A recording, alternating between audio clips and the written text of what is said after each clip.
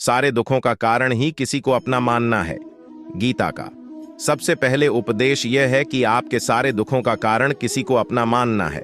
आप कभी गौर करना, आपकी जिंदगी के सारे दुख, सारी तकलीफें, सारी चिंताएं वहीं से आई हैं जहां आपका अपनापन होता है कि यह मेरा है, यह मेरा अपना है। वहीं से आपकी जिंदगी में दुख आना शुरू हो जाते हैं। एक व्यक्ति के पास एक बहुत बड़ा महल था। उसने जिंदगी भर की सारी संपत्ति लगाकर उस महल को बनाया था। आसपास के शहर के कई लोग उसके महल को देखने आते थे। कई बड़े बड़े सेठ उसके महल को खरीदने की कोशिश करते थे, पर वो महल उसका अहंकार था, उसकी जीने की वजह था, उसका उसे महल में बहुत मोह था। एक दिन उसके महल में आग लग गई और वो बाजार गया हुआ था। जब वो घर लौट कर आया तो उसने देखा कि मेरा महल जल रहा है। अपने घर को आग में जलता हुआ देखकर उसे इतना दुख हुआ। उसने कहा, अगर ये महल नहीं रहेगा तो मैं भी जिंदा नहीं रहूंगा।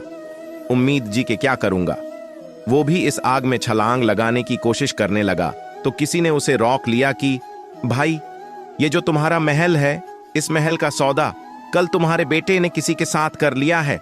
जब उसे पता चला कि यह महल अब मेरा नहीं रहा, किसी और का हो चुका है, तो उसकी सारी चिंता खत्म हो गई। जैसे और लोग उसे जलते हुए महल को तमाशा देख रहे थे, वैसे यह भी खड़ा हो गया।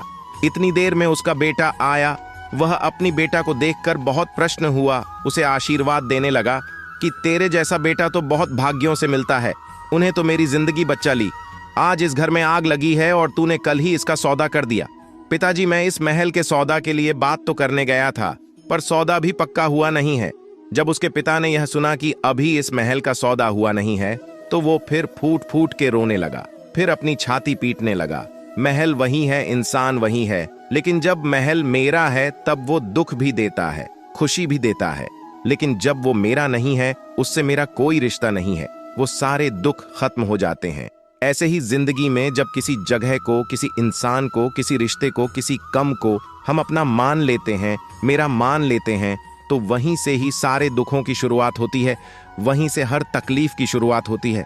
तो श्रीमद् भागवत गीता का पहले उपदेश यही है कि आप जैसे ही किसी को अपनी जिंदगी जीने की वजह मान लेते हो, इसके बिना तो मैं जी ही नहीं सकता, तो वो चीज, वो इंसान आपको बहुत दुख देता है। गीता का दूसरा उपदेश यह है कि अवश्य में उपभोक्तव्य प्रथम परम शुभ शुभम की। आपने कोई भी कर्म किया हो, उसका फल आपको जरूर भोगना पड़ेगा। अगर आपने अच्छे कर्म किया है तो जान अनजाने किसी मुश्किल वक्त में आपको वो आपके अच्छे कर्म उसे मुश्किल वक्त से बचा लेंगे। अगर आपने गलत कर्म किया है, पाप किया है, तो उसकी सजा भी आपको जरूर मिलेगी। वो इंसान कितना ही छुपकर कर्म करे। कहते हैं इस परमात्मा के, ईश्वर के चारों तरफ कैमरे लगे हुए हैं। हमारे एक एक कर्म पर वो प्रकृति, वो परमात्मा अपनी दृष्टि बनाए रखते हैं। हमारे एक एक कर्म का हिसाब होता है। एक गांव में दो मित्र रहते थे। उन दोनों ने विचार किया, इस गांव में हम धन नहीं कमा रहे। वो दोनों धन कमाने के लिए शहर में चले गए। कुछ वर्ष वहां रहकर उन्होंने काफी धन कमाया। फिर सोचा कि अब हम अपने घर वापस चलते हैं, पर्याप्त मात्रा में हमने धन कमा लिया है। उस समय पर यातायात की इतनी सुविधा नहीं होती थी। वह अपने बैलों पर ही यात्रा कर रहे थे। चलते चलते मार्ग में रात हो गई तो उन्होंने विचार किया, आज रात हम यही विश्राम करते हैं। एक मित्र ने कहा कि मैं यहां पर रहकर धन की रक्षा करता हूं, तुम बाजार जाकर भोजन की व्यवस्था कर लो। जब वह मित्र बाजार गया तो उसके मन में पाप आ गया। उसने कहा, इतना पैसा हमने कमाया है, अगर मैं इसको यही जंगल में मार डाला तो सारा पैसा मेरा हो जाएगा, नहीं तो मुझे इसका आधा धन इसको देना पड़ेगा।